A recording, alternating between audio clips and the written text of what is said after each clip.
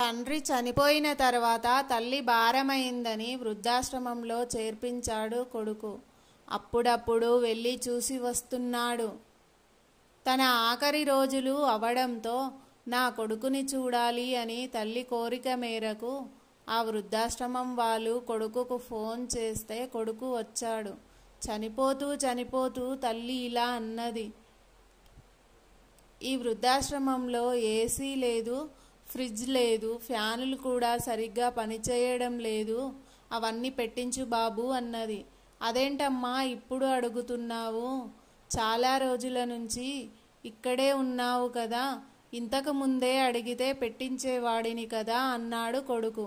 అవన్నీ లేకుండా నేను బ్రతకగలను, అయినా అవన్నీ నా కోసం కాదు, అవి లేకుండా నీవు బ్రతకలేవు, నిన్ను ఆ విధంగానే పెంచాము మేము. రేపు నీ కొడుకు నిన్ను కూడా ఇక్కడికి పంపితే అవి నీకు ఉపయోగపడడానికి ముందే పెట్టించుకో బాబు అని చెప్పి తల్లి చనిపోయిందంట. కర్మ ఎవరిని వదిలిపెట్టదు అని మనం నమ్ముతాం, కానీ అది మనకు కూడా వర్తిస్తుంది అని మాత్రం నమ్మడానికి ఏ ఒక్కడికి మనసు రాదు.